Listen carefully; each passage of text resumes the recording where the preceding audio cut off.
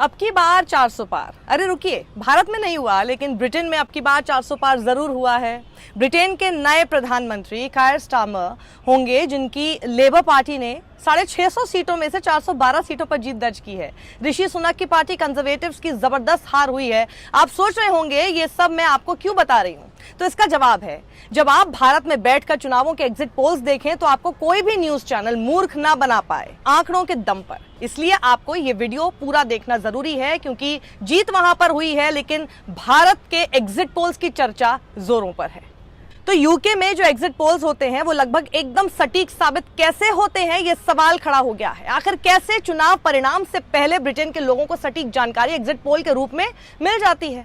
4 जुलाई 2024 को पूरे ब्रिटेन के अंदर चुनाव हुए। सुबह 7 बजे से रात 10 बजे तक वोट डाले गए। उसके बाद उसी दिन रात 10:01 पर एग्जिट पोल के परिणाम जारी हुए। एग्जिट पोल के रुझान में पता चला कि लेबर पार्टी 410 सीटों के साथ सरकार बना रही है और ऋषि सुनक जबरदस्त तरीके से हार रहे हैं। अब अगली सुबह यानी 5 जुलाई को जब नतीजे आए तो लेबर पार्टी को 650 सीटों में से 412 सीटों पर जीत मिली। यानी ब्रिटेन के एग्जिट पोल में और असली चुनाव परिणाम में कोई खास फर्क नहीं था। मोटे तौर पर कहें तो 100% भविष्यवाणी सच साबित हुई। एग्जिट पोल में लेबर पार्टी के लिए 410 सीट का अनुमान लगाया, लेकिन लेबर पार्टी को चुनाव परिणाम में 412 सीटें मिली। अब आपको याद है हमारे एग्जिट पोल्स के विषय में इसी साल मतलब 1 महीने पहले तक किसी ने 300 पार तो किसी ने 400 पार की भविष्यवाणी की, लेकिन सारे एग्जिट पोल्स आपके स्क्रीन पर ये रहे। देखिए, इंडिया टीवी, न्यूज 24 और चाणक्य और CNX ये सभी के सभी एनडीए को 400 पार सीटें बता रहे थे, लेकिन असली चुनाव परिणाम में बीजेपी की रह गई 240 सीटें और पूरे एनडीए गठबंधन को मिली 294 सीटें।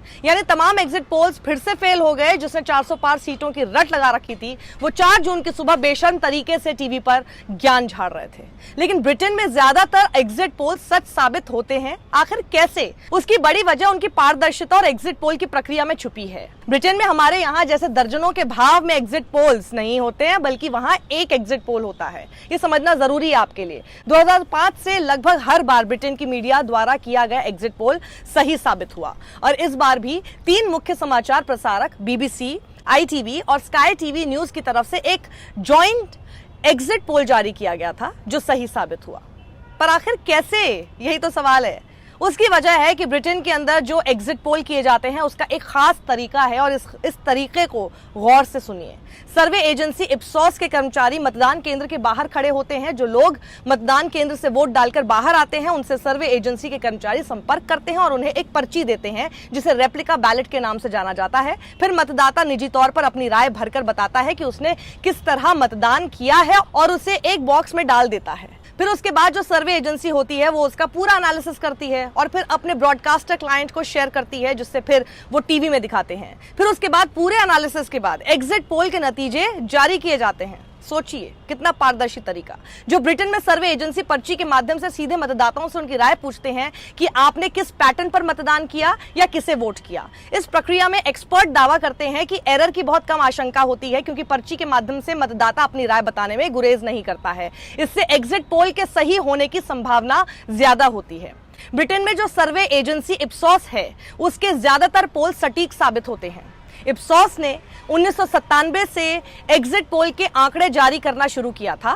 फिर 1997 में ही इप्सॉस के एग्जिट पोल के नतीजे सही साबित हुए और फिर 2001, 5, 15, 17, 19 और अब 2024 में फिर ब्रिटेन का एग्जिट पोल सही साबित हुआ।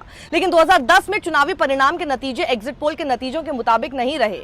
अब भारत में होने वाले एग्जिट पोल्स के बारे में देखते हैं कितने सच और कितने झूठ साबित होते हैं ये। रिसेंटली यानी 2024 वाले एग्जिट पोल्स का हश्र तो पता ही आप सबको। पहले आइए समझते हैं एग्जिट पोल्स का भारत में क्या इतिहास रहा है। ब्रीफ में समझ लेते हैं इसे। 1980 और 84 में डॉक्टर प्रणॉय रॉय ने एग्जिट पोल किया था। उसके बाद 1996 में दूरदर्शन ने एग्जिट पोल किया। यह पोल पत्रकार नलिनी सिंह ने किया था, लेकिन उसके आंकड़े जुटाने के लिए centre for the study of developing studies ने फील्ड वर्क किया था। उसके बाद से यह सिलसिला ऐसे ही बना हुआ है, लेकिन उस समय 1-2 एग्जिट पोल हुआ करते थे, जबकि आजकल दर्जनों एग्जिट पोल्स आपकी झोली में डाल दिए जाते हैं।